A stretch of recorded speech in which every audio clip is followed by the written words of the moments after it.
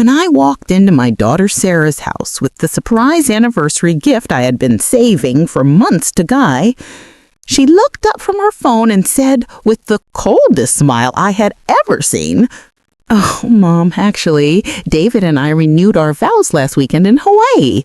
We only wanted people who truly get us to be there." The word struck me like a physical blow to the chest. People who truly get us. I, who for 5 years had been paying their rent of $950 every single month without fail, who had given them $25,000 for their business startup that never materialized, who had co-signed their car loans, their credit cards, and even their business line of credit. I was not someone who truly got them. I stood there frozen in their spacious living room that my money had helped furnish, clutching the $500 crystal vase I had chosen so carefully, watching my only daughter scroll through her phone with complete indifference while her husband David pretended to be deeply interested in something on his laptop. The diamond bracelet I had bought her for her last birthday sparkled at her wrist as she typed, never once looking up at me. That bracelet had cost me $1,200, money I had saved by skipping my own medication refills for 3 months. I had spent weeks planning what I thought would be a beautiful surprise celebration for their 5th anniversary. I had ordered a custom photo album with pictures spanning their entire relationship, which cost me $200. I got champagne, their favorite, another $80. I'd even hired a photographer to come document the moment, paying her $150 for her time. All of that preparation, all of that money, all of that love collapsed in an instant with those 6 devastating words. People who truly get us.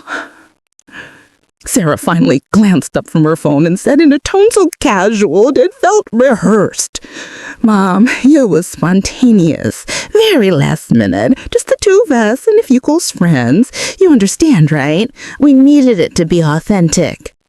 But I didn't understand, because I had seen the photos on Instagram before they made their account private. I saw David's parents standing proudly next to them on the beach at sunset. I saw Sarah's 3 best friends from college doing flower petals. I saw David's brother serving as the officiant. I saw the professional photographer, the decorated arc, the catered beachside dinner for 20 people. I saw the vacation that cost at least $15,000, funded by the credit cards I was helping them pay off. 3 weeks later, exactly 21 days after that soul-crushing moment, David called me with an entirely different energy. Gone with the distant, cool demeanor, now it was tight with dearly controlled panic. "Patricia, we have a serious problem. The rent check bounced and the landlord has filed an eviction notice. We have 72 hours to come up with the money plus late fee or we're out on the street. The transfer didn't go through this month." His voice cracked slightly, as if I was supposed to feel sorry for this manufactured crisis. I remained completely silent for what felt like an eternity, remembering all the times I had rushed with their union to wire them emergency funds, all the times I had postponed my own necessary expenses, my car repairs, my dental work, my home maintenance, so they could have what they wanted. All the times I had lied to my friends about why I couldn't join them for lunch, hiding the fact that I was living on $200 a month for groceries, while giving them $950 for rent plus hundreds more for their other needs. "David," I said with a calmness that felt almost supernatural, "didn't I explain that I only help people who truly get me?" The silence at the other end was so complete I could hear the clock ticking on my kitchen wall. For the first time in 5 years, it was not me who was anxious and worried, but him. "Patricia, what? I don't understand." He stammered almost comically. "We've always been family. Sarah and you, we made you. This isn't like you." "Lies. carefully constructed lies wrapped in that concerned voice he only used when their bank account was running dry. The same voice he used when he needed money for his networking dinners that were actually expensive nights out at steakhouses, while I had canned soup in my house.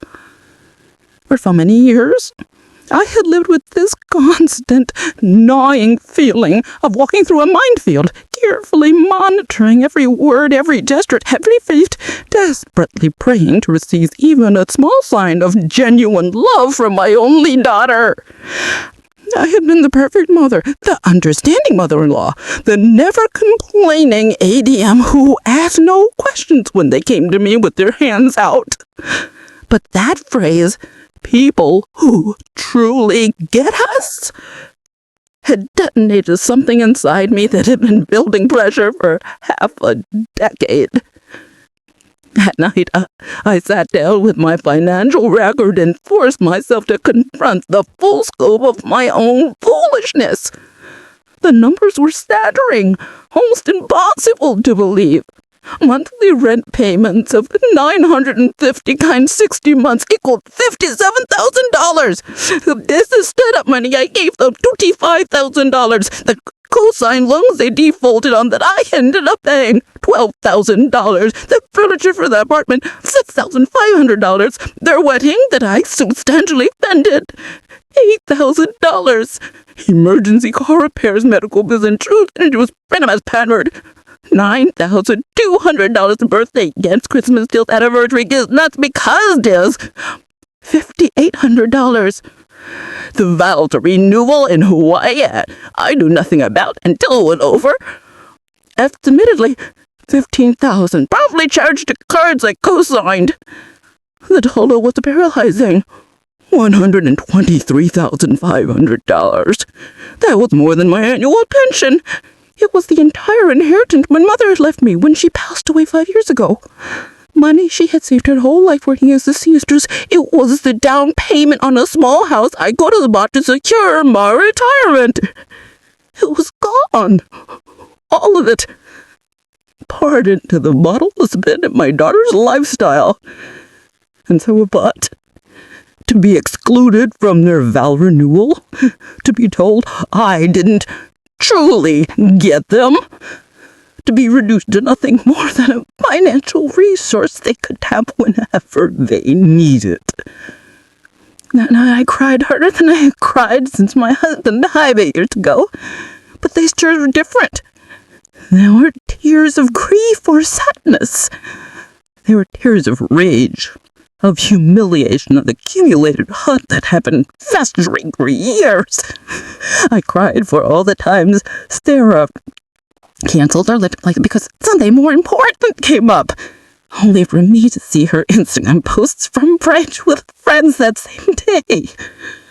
I cried for all the Mother's Days where she sent a generic text message instead of calling. I cried for the woman I had become, someone so desperate for her daughter's love that she had literally bought every scrap of attention she received. When I woke up the next morning, something fundamental had shifted in my core. I stood and flit up my bathroom here and really looked at myself for the first time in months. The same tired eyes that had cried themselves to sleep countless nights. The sand gray hair I hadn't bothered to color because the money was always needed to share his emergencies. But there was something new there, too. A hardness in my eyes I didn't recognize. A set to my daughter spoke to determination, a straightness in my spine that had been missing for too long.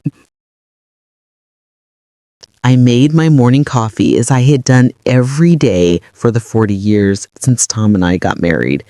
But this morning was different. I didn't check my phone immediately, hoping for a message from Sarah. I didn't review my bank balance with that familiar dread, calculating how much I could squeeze out for their next crisis.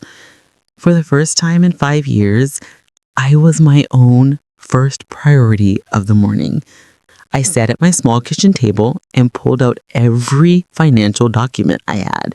Bank statements going back 5 years, receipts I had saved, copies of checks I had written, screenshots of the electronic transfers, everything. I spread it all out before me like evidence at a crime scene because that's what it was.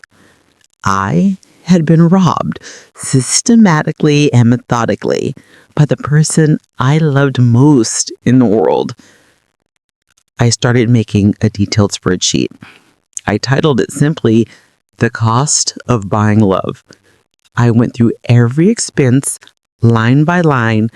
Monthly rent, $950 times 60 months equals $57,000. Business startup loan never repaid, $25,000. Co-signed car loan they defaulted on, $8,000. Co-signed credit cards they defaulted on, $4,000.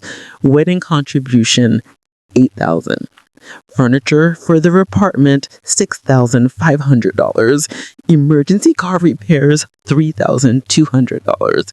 Medical bills I paid for Sarah, $2,800. Insurance premiums, car and health, $3,200.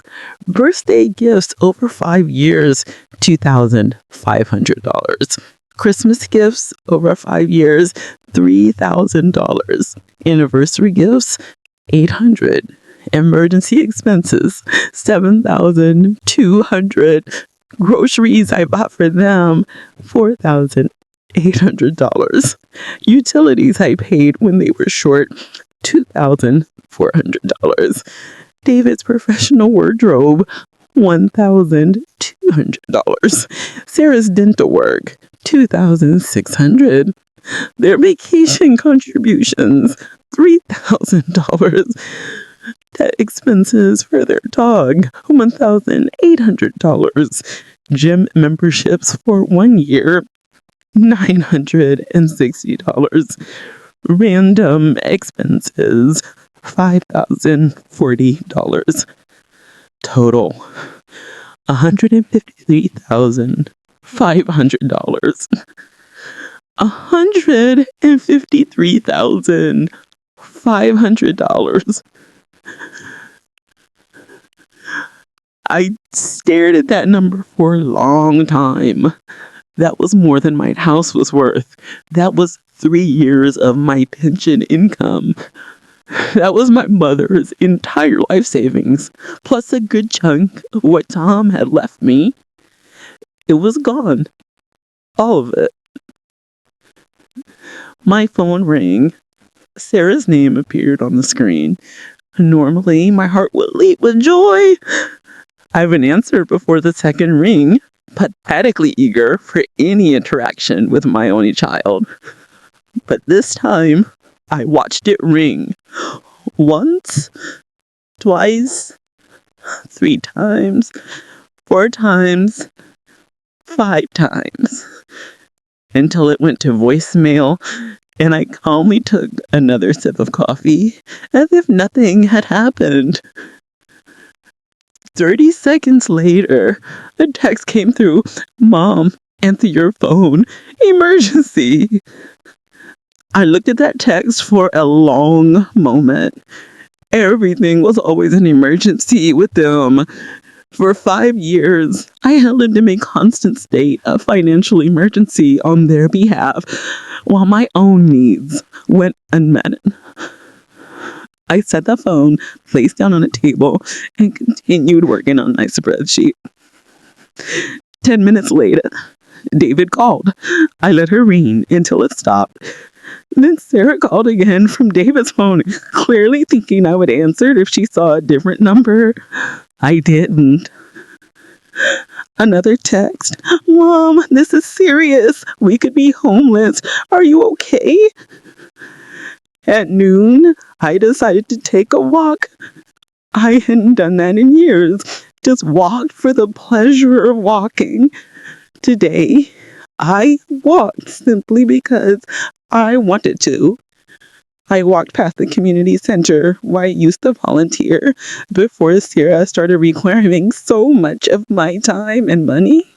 I walked past the library where I used to spend hours reading. I walked past the small cafe where I used to meet my friends for coffee before it was too embarrassed to tell them I couldn't afford a $4 latte because I was paying my daughter's $950 rent.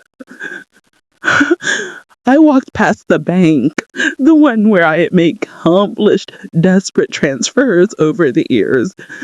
The bank manager, Mr. Chen, was visible through the window.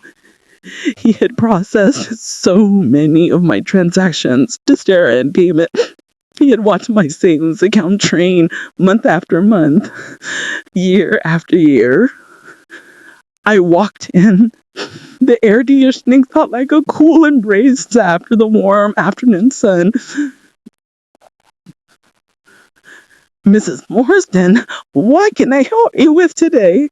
Mr. Chen said with genuine surprise when he saw me. Mr. Chen, I said clearly, I need to cancel all automatic transfers from my accounts, every single one. And I need to remove all co-signers and authorized users from everything. His eyes widened. For 5 years, those transfers had been as regular as clockwork. Are you certain, Mrs. Morrison? Is everything all right? There was real concern in his voice, more concern than my own daughter had shown me in years. Mr. Chen, I replied, I am more certain of anything in my life. And I would also like to speak with someone about changing all my account numbers and passwords. I don't want anyone else to have any access to my finances. While Mr. Chen processed the cancellation, my phone exploded with activity. 7 calls from Sarah, 5 from David, a text message thread up to 23 messages, progressing from confusion to anger to desperation to threats. Maybe we should call Adult Protective Services.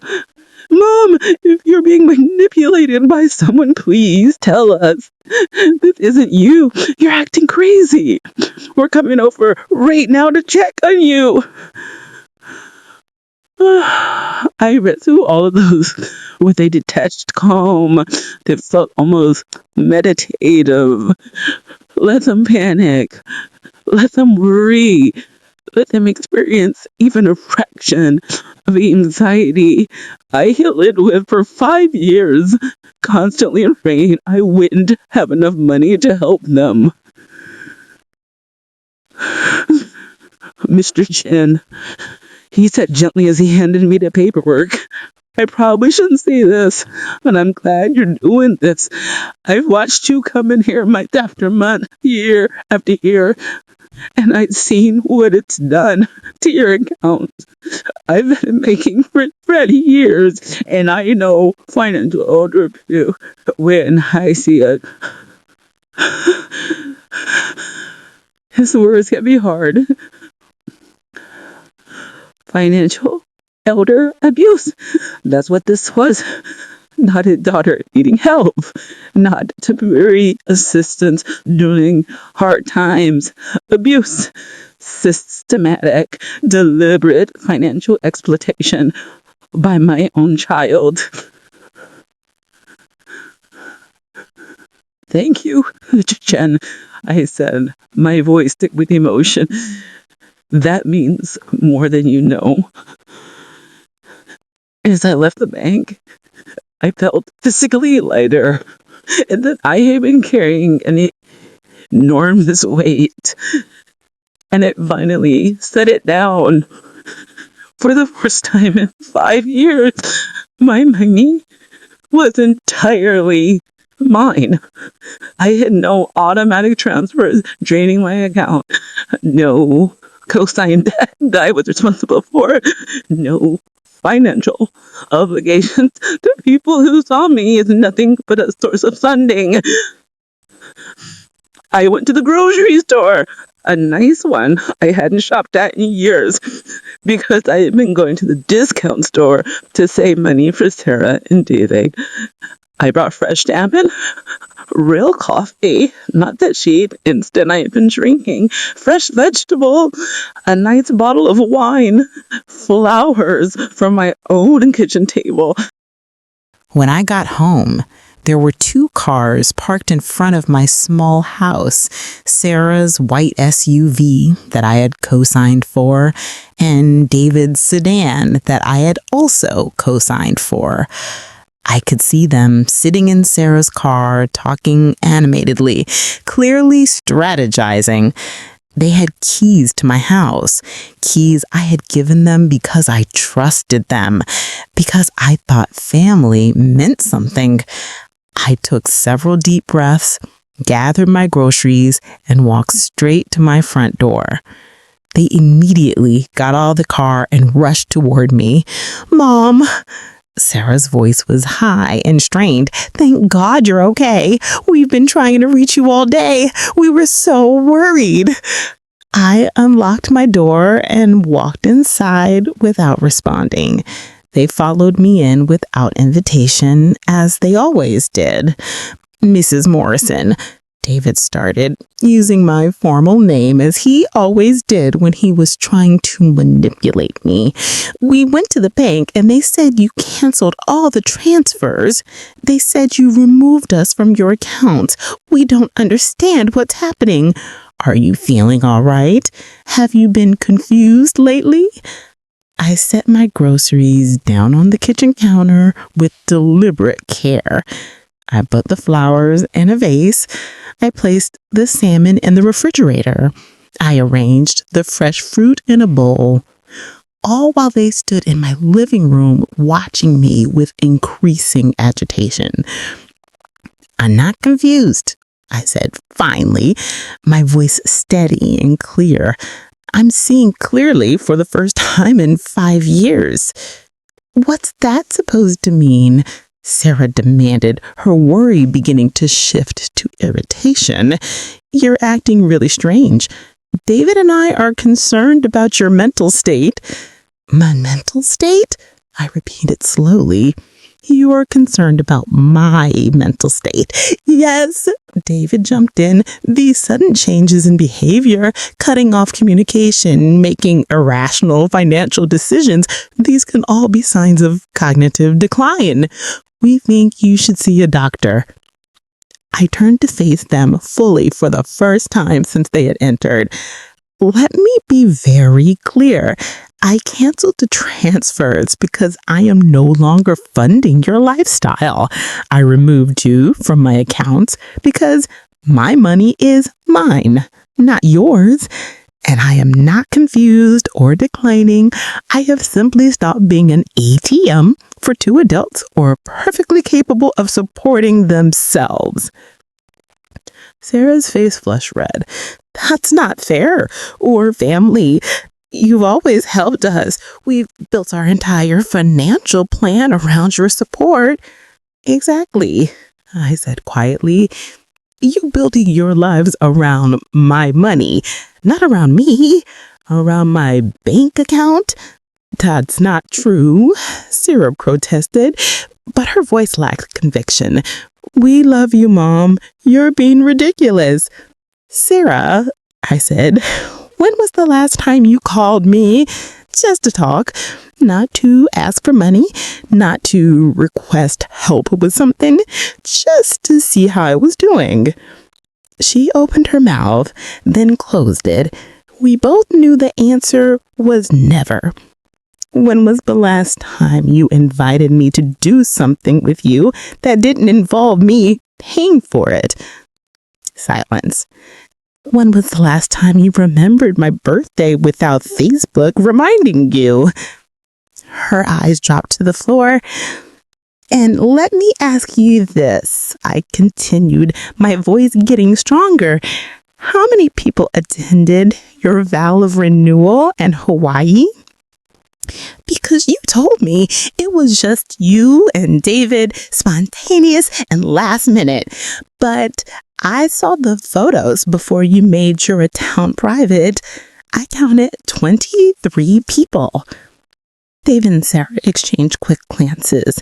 Mom, listen, Sarah started. I saw your friends, David's family, your college roommates. I saw the professional photographer, the decorated ceremony arch, the catered dinner. I saw everything. And then I did some math.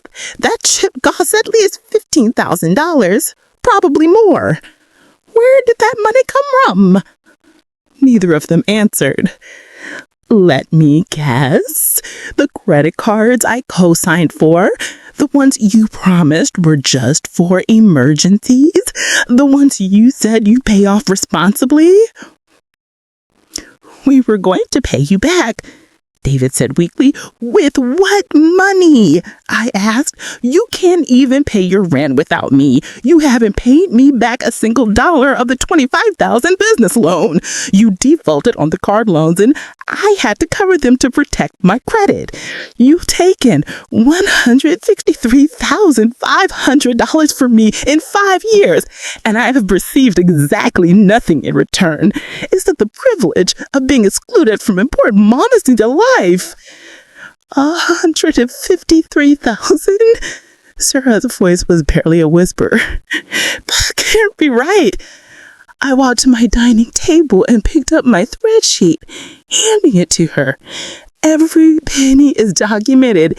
Every transfer, every check, every payment I made on your behalf. It's all there. She stared at the paper, her face cycling the shock, shame, and then defensive anger. You gave that money freely. You never said it was a problem. You can't just suddenly decide you want it back. I don't want it back, I said calmly. It's gone. I know that. What I want for you both to leave my house and start taking care of yourselves. I want you to understand that I'm a person, not a bank. And I want you to know that the well has run dry. Mom, please. Sarah's eyes filled with tears I had seen many times before when she wanted something. We'll lose the apartment. We'll lose everything. Don't you care about us? I have cared about you more than I cared about myself for 5 years. I have given you everything I had while I lived on almost nothing. I skipped my medications so you could have spending money. I ate canned soup so you could eat at restaurants. I drove a car that barely ran so you could have new cars. I gave you my mother's entire inheritance. I gave you my retirement security. And in return, you told me I'm not someone who truly gets you. You excluded me from your vow of renewal and didn't feel bad about it. That was Lena's idea. Sarah blurted out, then immediately looked like she regretted it. I mean, we just thought. Lena? I asked, continued. Who's Nina?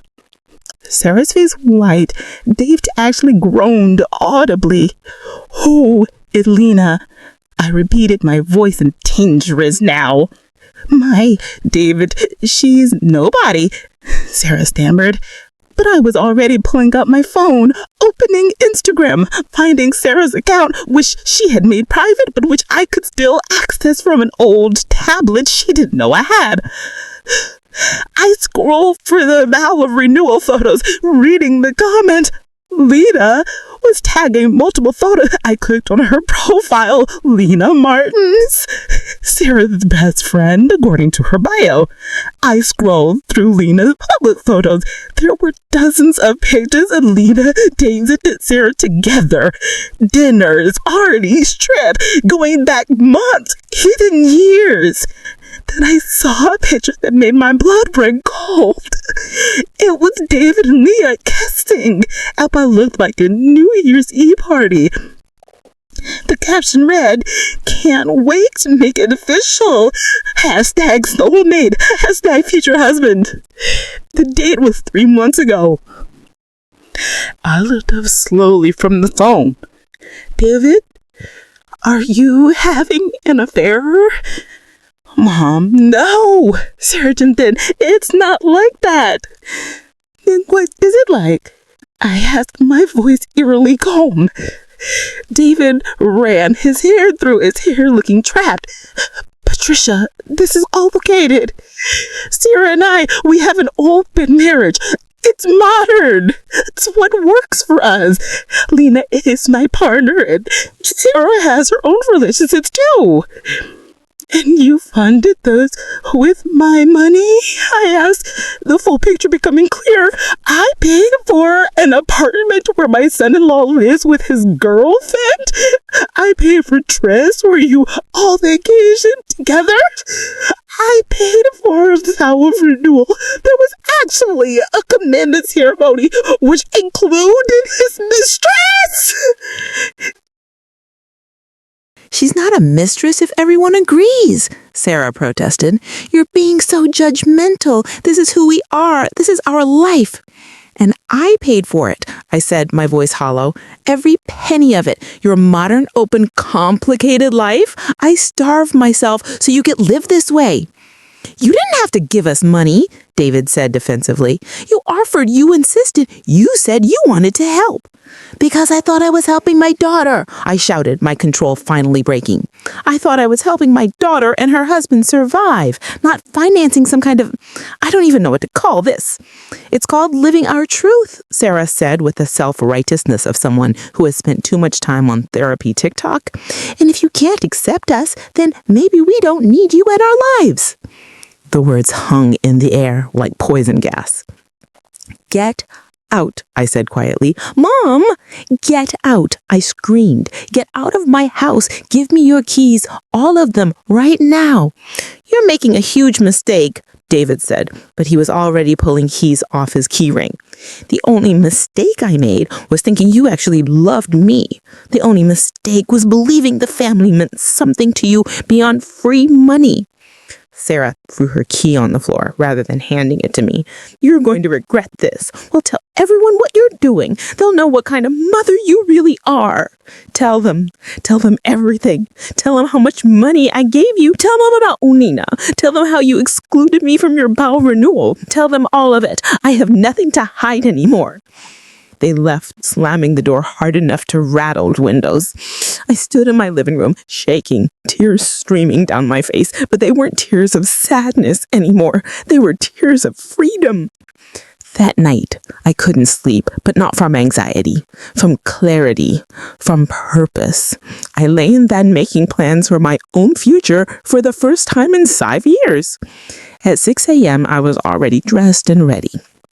My first appointment was at 8 with an attorney named Patricia Gonzalez, someone I had found online who specialized in financial elder abuse. "Miss Morrison," she said after I told her everything, "what your daughter and son-in-law did to you is textbook financial exploitation. The fact that you co-signed on loans they intentionally defaulted on, the emotional manipulation, the false pretenses under which money was obtained, these could potentially constitute fraud." "I don't want to prosecute them," I said quickly. "I just want to protect myself. I'm afraid they're going to try to have me declared incompetent to get access to my money again." Ms. Gonzalez nodded knowingly. "That's extremely common in these cases. The abusers panic when the money stops, and they often try to gain legal control through guardianship proceedings. We need to be proactive." We spent 3 hours going through everything. She helped me draft a comprehensive care plan document, witnessed by 2 independent parties, stating clearly that I was of sound mind and making these decisions freely. She helped me write a detailed statement of financial abuse for the record. She helped me change my will to remove Sarah and David completely. And she prepared a cease and desist letter warning them against any attempts to interfere with my financial autonomy. My next stop was to a therapist, Dr. Helen Richardson, who specialized in family estrangement and financial abuse recovery. Patricia, she said gently, after I told her my story, I want you to understand something important.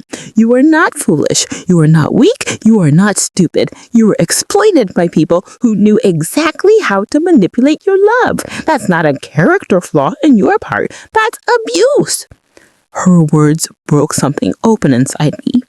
I cried for an hour in her office, grieving not just for the money, but for the daughter I thought I had, for the relationship I had believed was real. Over the next 2 weeks, my phone never stopped ringing. Sarah called 43 times. David called 37 times. They left voicemails that progressed from panic to anger to threats. Mom, the landlord is starting eviction proceedings. We have nowhere to go. Are you seriously going to let your own daughter become homeless? We need grocery money. We have nothing to eat. We're going to have to tell the whole family what you're doing. I didn't respond to any of them. Miss Gonzalez had advised me not to engage. Then, 3 weeks after I cut from off, I got a call from my sister, Jennifer, in Boston. Trish, I just got a very disturbing call from Sarah. She says you've cut you off completely, that you're acting erratically, and she's worried about your mental health. She says you might be experiencing early dementia. What's going on? This was it. They were starting their campaign to paint me as incompetent. Jen, I sent you a document. I need you to read all of it before you call me back. I emailed her the financial spreadsheet and a detailed timeline of events. An hour later, my phone rang again. Oh my God, Trish. Jennifer's voice was shaking. $153,000 in 5 years? How did I not know about this? Because I was ashamed, I admitted. Because I knew if I told anyone, they would tell me what I already was afraid to admit to myself. But I was being used. I'm coming to visit you this weekend. I'm not letting you deal with this alone. True to her word, Jennifer arrived Friday evening with her husband, Mark. We sat up late into the night, and I told them everything about the money, about Lena, about Valvable, about the threats. Trish, Mark said seriously, you need to document all of this. Every call, every message, every threat.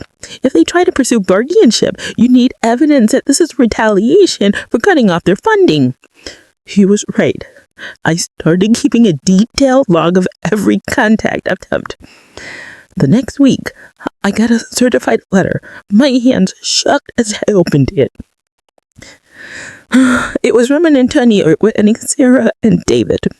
They were petitioning for emergency guardianship, claiming I was mentally incompetent and unable to manage my affairs. They claimed I had made irrational financial decisions, exhibited paranoid behavior, and refused medical evaluation. They had attached statements from 3 people. David's mother, whom I'd met for twice in 5 years, a neighbor I barely knew named Miss Fletcher, and someone claiming to bump my regular pharmacist who said I had stopped picking up prescriptions. My whole body went cold. This was really happening. They were actually trying to take legal control of me. I called Miss Gonzalez immediately.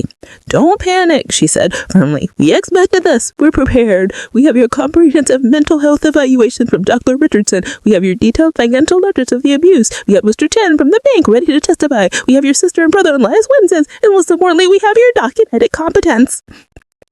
The hearing was scheduled for 3 weeks away. Those 3 weeks were the longest of my life. I had to undergo another psychiatric evaluation, this time by a court-appointed psychologist. Dr. Stephen Martinez asked me hundreds of questions over 4 hours, testing my memory, my reasoning, my understanding of financial matters. Mrs. Morrison, he said at the end, I'm going to be frank with you.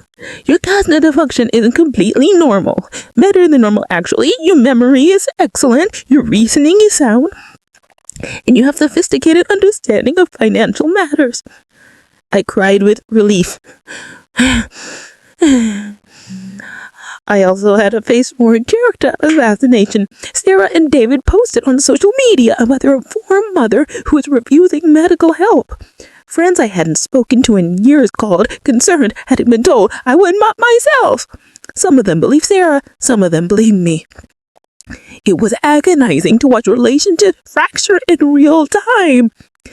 But I also had unexpected support. Eleanor, my neighbor who I barely knew, came over with a casserole. She said, I've been watching this unfold. I've seen you coming and going from your house for a year. I've seen you looking or stressed and tired. And I want you to know that if you need someone to justify to your competence, I'm here. I've been your neighbor from April 1st, and you've always been kind, thoughtful, and clearly a sound mind. I hugged her, this new stranger who showed me more genuine care than my own daughter. The day the hearing arrived, I dressed carefully in a navy suit, wanting to look competent and professional. Jennifer and Mark came with me for moral support. As they walked into the courthouse, I saw Sarah and David waiting in the hallway with their attorney, a stern-looking older man in an expensive suit. Sarah wouldn't even look at me. David stared at me with what I can only describe as cold calculation.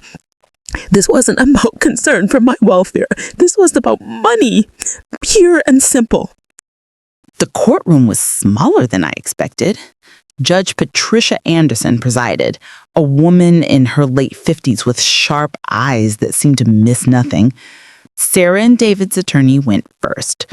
Your Honor, he began, we are here today because of grave concerns about Mrs. Patricia Morrison's mental capacity and ability to manage her affairs. Over the past several weeks, Mrs. Morrison has exhibited highly erratic behavior. She has abruptly and without rational explanation ceased all financial support for her daughter and son-in-law, support she's provided consistently for 5 years. She has cut off all communication with her family. She has made paranoid accusations against her loved ones, and she has refused repeated attempts by her family to have her evaluated by medical professionals. And then it was Miss Gonzalez's turn. Your Honor, she said crisply, what we have here is not a case of mental incompetence. What we have is a textbook case of financial elder abuse. And when the victim finally found the courage to stop the abuse, the abusers retaliated by attempting to have her declared incompetent. She presented my financial records, showing the $153,500 I had given them over 5 years. She presented Dr. Martinez's evaluation, showing my complete mental competence. She presented Dr. Richardson's report, documenting the emotional abuse and manipulation. Then the witnesses were called. David's mother testified that I had always seemed confused. Under cross-examination, Ms. Gonzalez got her to admit she had no medical training and had only met me twice. Mrs. Fletcher testified she had seen me acting strangely. Ms. Gonzalez showed photos proving I had been on my Bluetooth headset talking to my sister. Then Sarah testified, with tears streaming down her face. My mother has always been so loving and supportive. That's why this change in her is so scary. She's becoming hostile and paranoid. When Ms. Gonzalez cross-examined Sarah, everything changed. Miss Morrison His, how much money did your mother give you over the past 5 years? I don't know exactly. Does $153,500 sound accurate? Sarah's face paled. And this vow renewal ceremony away, was your mother invited? No, but yes or no, please. No. Who is Linda Martins? The color drained from Sarah's face completely. Miss Gonzalez pulled up photos. Here's one captioned, My Favorite Thimble. Were these vacations funded by your mother? Sarah looked trapped. Some expenses may have been covered by credit cards my mother co-signed for. Then it was my turn to testify. I walked to the stand with my head held high. Ms. Gonzalez walked me through my entire story. The years of financial support, the secret vow renewal, the discovery of Lena, the decision to stop funding their lifestyle. Mrs. Morrison, Ms. Gonzalez asked, why did you decide to stop giving your daughter money? Because I finally understood that what I was giving her wasn't creating a relationship, it was preventing one. As long as I was paying for everything, she never had to see me as a person. I was just a resource to be tapped. And I realized that if I died tomorrow, she wouldn't mourn me, she'd mourn her income. Do you regret your decision? Not for 1 second. I only regret that it took me so long to make it.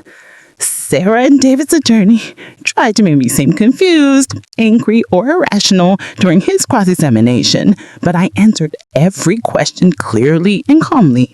I had dates, amounts, documentation for everything. I remained composed even when he tried to provoke me.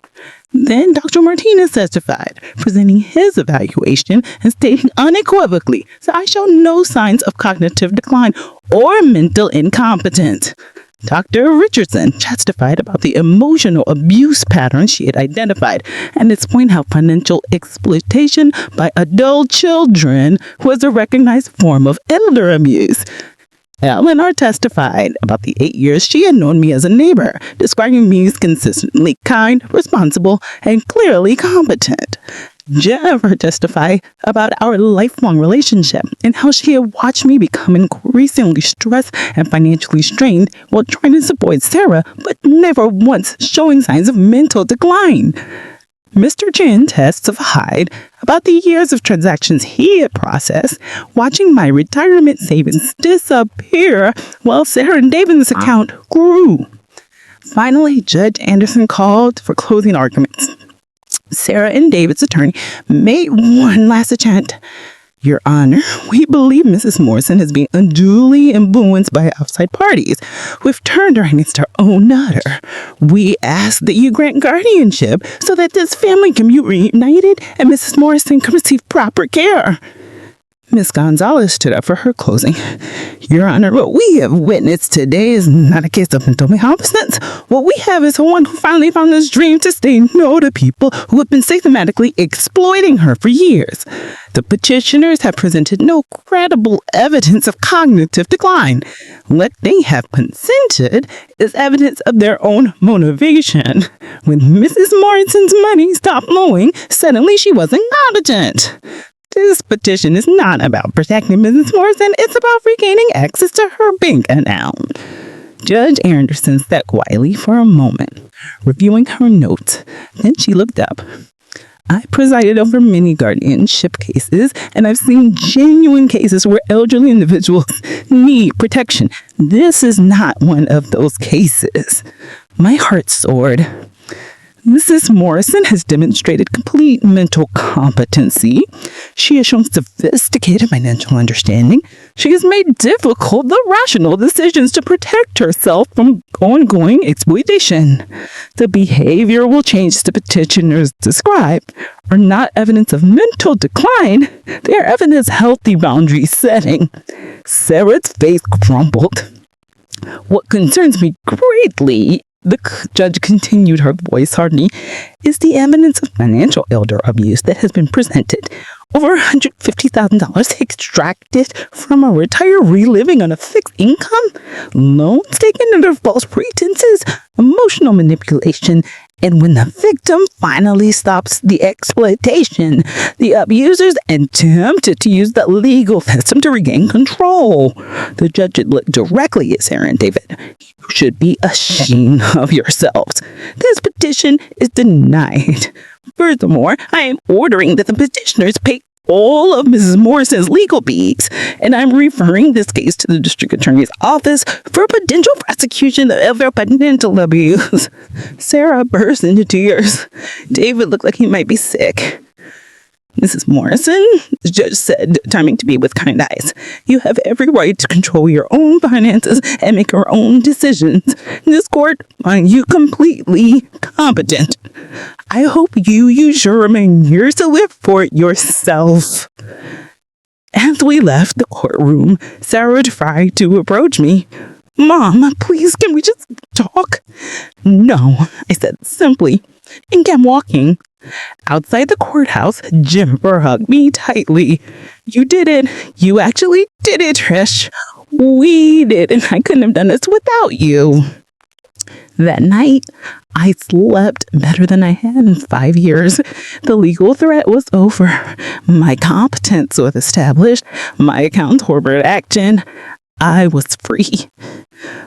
The next few months were a journey of rediscovery. I joined a book club at the library. I started volunteering at a local animal shelter. I took a watercolor painting class. I reconnected with old friends I neglected in years of supporting Sarah, but never once showing signs of mental decline. I used some of the money I had saved to take a trip to Ireland, something Tom and I had always planned but never acted to do. I walked the cliffs some more and cried, doing them with me, finally doing something just for myself. At the animal shelter, I met a senior dog named Charlie, a 12-year-old golden retriever whose owner had passed away. He had sad, knowing eyes that seemed to understand loss. I adopted him. Charlie came home with me, and suddenly my cottage felt less empty. He didn't ask me for money. He didn't manipulate me. He just loved me for being there. I also started volunteering with the drug organization that helped out with our abuse victims. I shared my story in support groups, and I was amazed by how many people had similar experiences. You're giving people hope. The group facilitators told me you're showing them it's possible to break free. 6 months after the court hearing, I got an unexpected letter. It was from Sarah. Mom, it began. I've been going to therapy, real therapy, not just talking to life coaches on social media. My therapist has helped me understand how I true to you. I'm running to tell you that you were right about everything. David and I are getting divorced. Lena's gone. I got a real job for the first time in years. I'm living in a small studio apartment that I pay for myself. And I'm starting to understand what you were trying to teach me. The letter went on for 3 pages. It was detailed, specific, and included multiple genealogies. It acknowledged the money, the manipulation, the vow renewal, everything. I don't expect you to forgive me. It ended. I don't deserve forgiveness, but I wanted you to know that I finally understand. You were the best mother anyone could ask for, and I treated you terribly. I'm sorry. I read that letter 5 times. I cried. I felt a mixture of relief, sadness, and something like hope. But I didn't respond. Not yet. Dr. Richardson and I talked about it in therapy. She might genuinely be changing, Dr. Richardson said. Or this might be another manipulation tactic. Either way, you don't owe her a response until you're ready, if you're ever ready. 3 months later, Sarah sent another letter. This one was shorter. Mom, I'm still in therapy. I'm still working and supporting myself. I'm not asking for anything except maybe the chance to have coffee sometime, if you're ever willing. I understand if you're not. I thought about it for a week. Then I wrote back. Sarah, I appreciate your letters. I believe you're trying to change, and I'm glad, but I'm not ready yet. The wounds are still too fresh. Perhaps someday we can rebuild something, but it will have to be completely different from what we had before. It will have to be based on mutual respect, not financial dependency. I wish you well in your journey, Mom. It wasn't reconciliation, but it was a door left slightly open. Whether I'll ever walk through it, I didn't know. A year after cutting off financial support, I received another letter from Sarah. This one included something unexpected, a check for $10,000. Mom, I'm not asking to see you. I'm not asking for anything. I just wanted to let you know that I've paid off the first $10,000 of what I owe you. I got a raise at work and I'm using the extra money to pay you back. It will take me years to repay the full amount, but I'm going to do it. Not because I think money will fix what I broke, but because it's the right thing to do. I hope you're well. I hope you're happy. I hope you're living the life you deserve. Love, Sarah. I stared at that check for a long time. Part of me wanted to tear it up to prove that this wasn't about money. But another part recognized that accepting it was actually the healthier choice. She needed to take responsibility. She needed to make amends. Refusing the money would actually prevent her growth. I deposited the check, and then I did something that surprised me. I wrote back, "Sarah, I received your letter and the check. Thank you. I want you to know that I'm proud of you for taking responsibility and for doing the hard work of changing. I'm not ready for a relationship yet, but I'm no longer closed to the possibility. Keep working on yourself. Keep growing. Keep being honest. If there's a future for us, it will be built on that foundation. Take care of yourself, Mom." It was a small step, a cautious step, but it was a step. Today, I'm 69 years old. I live in a cottage by the sea with Charlie, who is now 13 and still going strong. I paint watercolors. I volunteer at the shelter. I have coffee with my friend Susan every week and lunch with my book club every month. I video chat with Jennifer twice a week.